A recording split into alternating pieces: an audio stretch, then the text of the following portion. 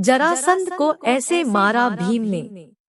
भगवान कृष्ण का मामा था कंस। कंस का ससुर था जरासंध।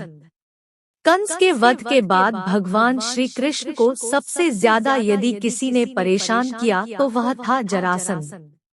वह बृहद्रथ नाम के राजा का पुत्र था। मगध सम्राट जरासंध का राज्य भारत में सबसे शक्तिशाली राज्य था। उसके पास सबसे विशाल सेना थी। वह अत्यंत ही क्रूर और अत्याचारी था। हरिवंश पुराण के अनुसार उसने काशी, कोशल, चेदी, मालवा, विदेह, अंग, वंग, कलिंग, पांडे, सौबिर, मद्र, कश्मीर और गांधार के राजाओं को परास्त कर सभी को अपने अधीन बना लिया था। इसी कारण पुराणों में जरासंध की बहुत चर्चा मिलती है। जरासंध अत्यंत क्रूर एवं साम्राज्यवादी प्रवृत्ति का शासक था। कहते हैं कि जरासंध ने अपने पराक्रम से 86 राजाओं को बंदी बना लिया था। बंदी राजाओं को उसने पहाड़ी किले में कैद कर लिया था। यह भी कहा जाता है कि जरासंध 100 राजाओं को बंदी बनाकर किसी विशेष दिन उनकी बलि देना चाहता था, जिससे कि वह चक्रवर्ती सम्राट बन सके। जरासंध का मित्र था काल्यवन। जरासंध ने काल्यवन के साथ मिलकर मथुरा पर हमला कर दिया था। तब श्री कृष्ण की युक्ति से यह तय हुआ कि सेना आपस में नहीं लड़ेगी, हम दोनों ही लड़कर फैसला कर लेंगे। काल्यवन ये शर्त मान गया, क्योंकि वह जानता था कि मैं शिव के वरदान के कारण अमर हूँ।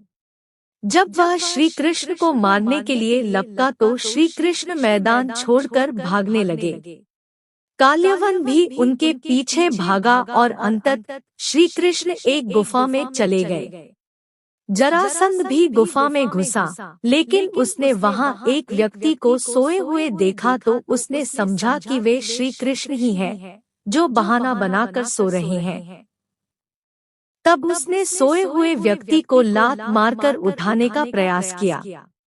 वह व्यक्ति मुचुकुंद था, जिसको कि कलयुग के अंत तक सोने का वरदान मिला था, और इसी बीच उसे जो भी उठाएगा वह उसकी क्रोध की अग्नि में मारा जाएगा।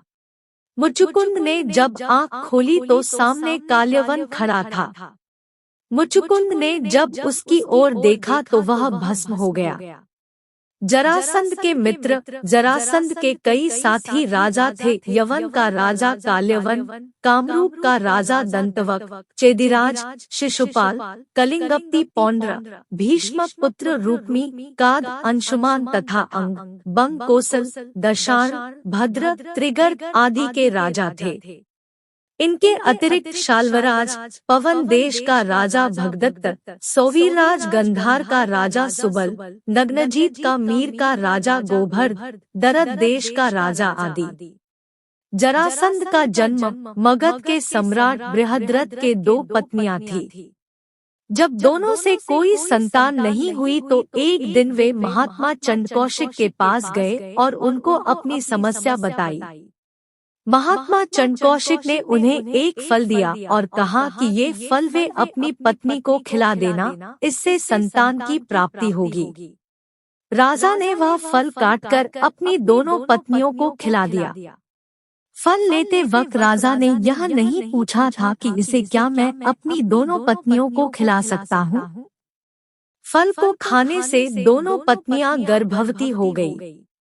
लेकिन जब गर्भ से शिशु निकला तो वह आधा आधा था, अर्थात आधा पहली रानी के गर्भ से और आधा दूसरी रानी के गर्भ से। दोनों रानियों ने घबराकर उस शिशु के दोनों जीवित टुकड़े को बाहर फेंकवा दिया। उसी दौरान वहां से एक राक्षसी का गुजरना हुआ। जब उसने जीवित शिशु के 2 टुकड़ों को देखा तो उसने अपनी माया से उन दोनों टुकड़ों को आपस में जोड़ दिया और वह शिशु एक हो गया। एक होते ही वह शिशु दहाड़े मार मार कर रोने लगा।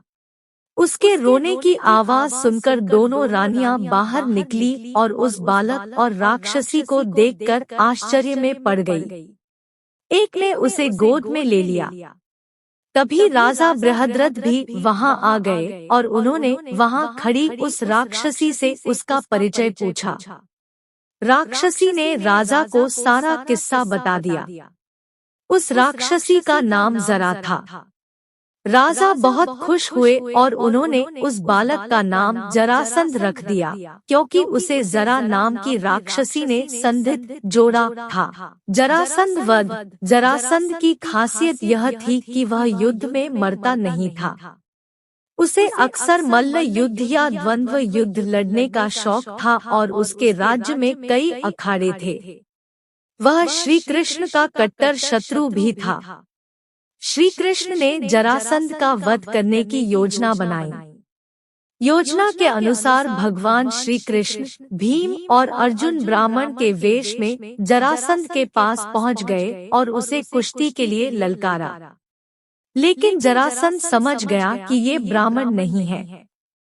तब श्री कृष्ण ने अपना वास्तविक परिचय दिया।